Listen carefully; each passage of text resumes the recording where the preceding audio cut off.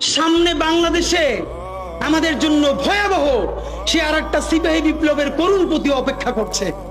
আপনারা অনেকে ভাবতেছেন এইটাও কি সম্ভব? জামাতের ভাইয়েরা অনেকে বুঝে না, বলে কি করে সম্ভব? মনে করাই দেই, শহীদ নিজামী মুজাহিদ সাহেবেরা মন্ত্রী হিসাবে সর্বশেষ যখন সম্ভবত 2006 বা 2007 মন্ত্রী ছিলেন, বলেন তো তার কয় বছর পর তাদেরকে ফাঁসি দেওয়া হইল? 10 বছরও লাগে নাই। রানিং ফুল মন্ত্রী ছিল, লক্ষ লক্ষ মানুষ তাদের সাথে ছিল, তাদের মন্ত্রণালয়ে একটা পয়সার দুর্নীতি বের করতে পারে নাই। 10 বছরের মধ্যে মন্ত্রিত্বের পর তাদেরকে ফাঁসি দেওয়া শুধু হয় নাই, তাদের সন্তানরা তাদের জানাজাটা পর্যন্ত পড়তে পারে নাই। সংখ্যা দিয়ে হয় না ভাই, কোটি কোটি মানুষ দিয়ে সবকিছু হয় না। আজকে আপনারা প্রথম আলোর বিরুদ্ধে বলেন, এই যে আসার সময় বলতেছিলাম শায়েক রে, প্রথম আলোর প্যারালাল কাছাকাছি একটা পত্রিকা কি আমরা দাঁড় করাইতে পারছি? অনেকে বলে আমার দেশের কথা, আজকে শুধু বলি, পরশু জানলাম প্রথম আলোর 10 ভাগের 1 ভাগ বিনিয়োগ এবং আর্থিক সংগতি আমার দেশের নাই।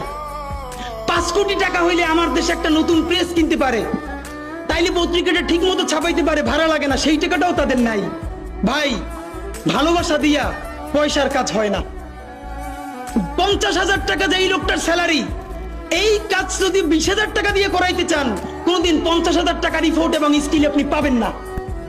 ওই 50,000 টাকাই লাগবে। মানুষ মাগনা কাটে 3 দিন, একজনকে দাওয়াত খাওয়ায় 2 দিন 3 দিন, তারপরে আর চলে না। আমাদের আর্থিক যোগ্যতা অর্জন করতে হবে। আমাদের অনেকগুলো প্রতিষ্ঠান লাগবে, একটা প্রতিষ্ঠান না।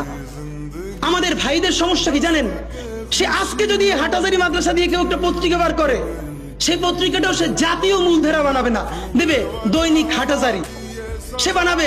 মানে কোনো না কোনো ঘুরে ফিরা তার চিন্তায়, মননে, মগজে প্রথমে হয়তো হাটাজারি, সর্বোচ্চ বড় হইলে হেফাজত, এরপরে সর্বোচ্চ বড় হইলে বাংলাদেশের শুধু মুসলমান।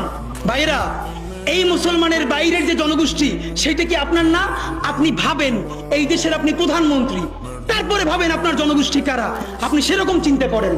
সুতরাং আমি কথায় অনেক ভুলভ্রান্তি বলতে পারি, কিন্তু বিশ্বাস করেন আমার কলিজা চিল্লেও আপনারা শুধু যেটা পাবেন সেটা হইল আমি চক্ষু বন্ধ করে দেখতে পাই।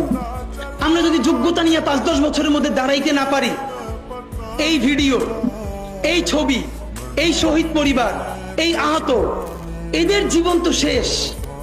এদের পরবর্তী জেনারেশনকে পর্যন্ত কি ভয়ানক গণহত্যার শিকার হইতে হবে আমরা চিন্তাও করতে পারতেছি না। সুতরাং বাংলাদেশের স্বাধীনতার সার্বভৌমত্ব, বাংলাদেশের ইসলাম এবং মুসলমানকে বাঁচাইতে হইলে আমাদেরকে তুমুল যোগ্যতা অর্জন করতে হবে। এই মাদ্রাসা শিক্ষিত জনগোষ্ঠীর মধ্যে হাজার হাজার ছেলে লাগবে যারা সিএনএ